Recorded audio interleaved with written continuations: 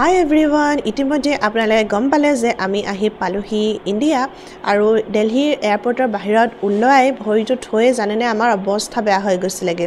ইমান যে গৰম আৰু হিউমিড মানে কেনেকুৱা যে লাগিছিলে নহয় এনেকুৱা লাগিছিলে যে কিবা বন্ধ গেছৰ মানে চেম্বাৰ এটাত মানে ৰুম এটাৰ ভৰি দি থৈলো তেনেকুৱা লাগিছিলে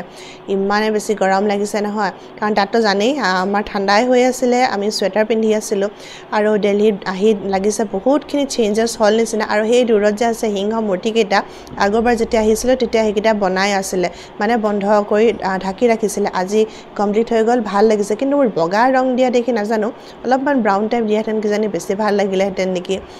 আৰু এয়া আমি গৈ আছোঁ এতিয়া এজন আমাৰ দাদাৰ ঘৰলৈ ফৰিদাবাদলৈ বুলি তাতে আমি আজি ৰাতিটো থাকিম মানে এতিয়া আধা দিনটো এতিয়া কাৰণ দিনৰ 1টা বাজিলে এতিয়া আমি তেওঁলোকৰ ঘৰ গৈ পালোগৈ তাৰ পাছতে পিছদিনাখনে আমি 3টা বজাত ওলালো আকৌ এয়াৰপৰ্টৰ কাৰণে দিল্লী টাৰ্মিনেল 2 আমি এতিয়া ডিব্ৰুগড়ৰ কাৰণে ইয়াৰ পৰা ফ্লাইট ল'ম ৰাতিপুৱা 6:30 বজাত আমাৰ ফ্লাইট আছিল সেইকাৰণে আমি ঘৰৰ পৰা 3:30 মানতে ওলালো আৰু আজিহে বেছি ভাল লাগিছে আচলতে যেহেতু ঘৰলৈ গৈ আছোঁ কিন্তু ইমানে বেছি ভাগৰ লাগিছে নহয় আৰু মোৰতো পিঠি কঁকালৰ কথা ক'বই নালাগে গোটেই মানে ভৰিলৈকে গোটেই মানে ভাগৰত মানে অৱস্থা বেয়া হৈ গৈছেগে মোৰ কিন্তু হ'লেও ঘৰলৈ যোৱাৰ এটা এক্সাইটমেণ্ট বেলেগেই আৰু সেই ধুনীয়া ধুনীয়া কিছুমান আশা মনত লৈ গৈ আছোঁ ঘৰলৈ বুলি আৰু সেয়া এইটো টাৰ্মিনেল 2 হয় ইয়াতে এইটো ডমেষ্টিক হয় আমি গৈ আছোঁ আসামলৈ ৰাতিপুৱা এতিয়া 4:05 বাজিছে আৰু আমি সকলোখিনি কাম কৰি আহিলোঁ চেকিং কৰিলোঁ বেগ দিলোঁ তাৰপিছতে এতিয়া বহি আছোঁ তাৰপিছত অলপ পিছত আধা ঘণ্টামান আছে তাৰপিছত বৰ্ডিং ষ্টাৰ্ট হ'ব লাহেকৈ এয়া আমি ফ্লাইটৰ ভিতৰত বহিলোঁ আৰু লাগিছে যে কেতিয়াকৈনো ঘৰ পাওঁগৈ মানে কেতিয়াকৈ যে পামগৈ তেনেকুৱা লাগি আছে সঁচাকৈ বহুত দিনৰ পিছত আহিছোঁ নিচিনা লাগিছে কিন্তু এবছৰ পাছতে আহিছোঁ আমি ঘৰলৈ আৰু এয়া ডিব্ৰুগড় এয়াৰপৰ্ট পাই গ'লোহি এয়া পাহিয়ে মোক অকণমান হেল্প কৰি দিছে বস্তু ঠেলিবৰ কাৰণে আৰু ডিব্ৰুগড় এয়াৰপৰ্ট পোৱাৰ লগে লগে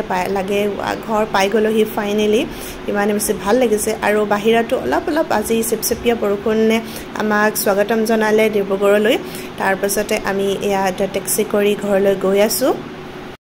আৰু বৰষুণ পাই যে গছ বনবোৰ ইমান ধুনীয়াকৈ সেউজীয়া পাতেৰে ভৰি আছে পথাৰত কঠীয়া পাৰিছে ইমান ধুনীয়া লাগিছে দেখিবৰ কাৰণে ভাল লাগিছে একদম সেউজীয়া হৈ আছে আৰু বৰষুণে চব ধুৱাই থৈ দিছে যে ধূলি চলি নাই সেইকাৰণে ভাল লাগিছে কিন্তু বহুত বেছি হিউমিড হৈছে দেই আৰু ফাইনেলি আমি আমাৰ ঘৰ পাই গ'লোহি চাচনি আৰু তাৰ পাছতে আমি ঘৰ গৈ পালোগৈ হেল্ল' এভৰিৱান ফাইনেলি আমি 3 দিনৰ পাছত ঘৰ পালোহি প্ৰথমতে নিজৰ ঘৰলৈ গ'লোঁ তাৰপিছতে বহুত বেছি ভাগৰ লাগিলে সেইকাৰণে আৰু একো কৰিবলৈ নহ'ল তাৰপিছত এতিয়া আবেলি ওলাইছোঁ মাৰ ঘৰলৈ বুলি আৰু পাহি এটা নতুন মানে খেলা পাৰ্টনাৰ বিচাৰি পালে অকণমান কুকুৰ পোৱালি এটা পিছত দেখাম আৰু আপোনালোকক তাৰ লগতে দিনটো খেলাত বিজি হৈ থাকিলে আৰু আজি বতৰটো ধুনীয়া কৰিছে মানে ইমান বহুত বেছি গৰম নহয় খালি হিউমিড হয় সেইকাৰণে মানে অলপমান গৰম লাগিছে আৰু আমাৰ এনেও চুৱেটাৰ পিন্ধি থকা জেগাৰ পৰা অহা আছে সেইকাৰণে আৰু তাকে ভাল লাগিছে সকলোকে লগ পাই আৰু এতিয়া মাৰ ঘৰলৈ গৈ আছোঁ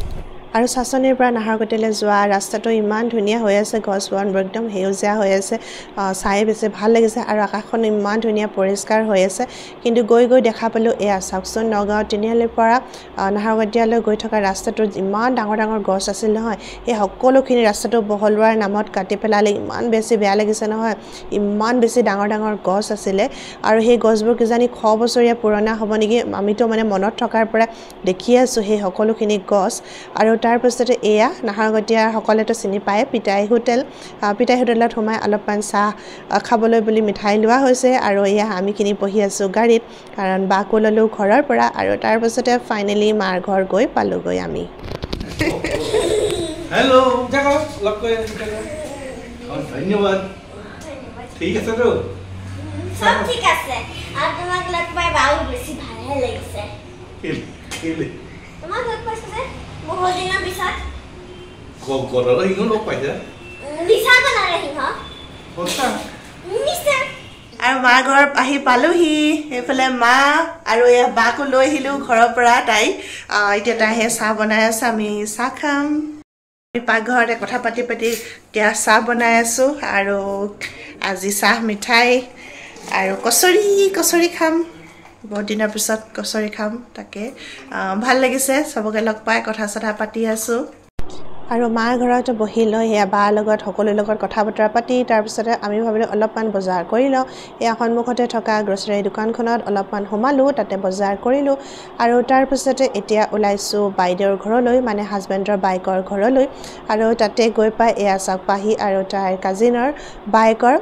লগত কোনজনী কিমান ওখ হ'ল সেয়া হিচাপ নিকাচ চলি আছে আৰু তাৰপিছতে সকলোকে লগ পাই মানে অলপ সময় কাৰণে লগ কৰিলোঁ হাই হেল্ল' কৰিলোঁ তাৰপিছতে আন্ধাৰ হোৱাত আমি ওলালোঁ আকৌ ঘৰলৈ বুলি আৰু আজিৰ ভিডিঅ'টো ইয়াতে শেষ কৰি দিওঁ বাই বাই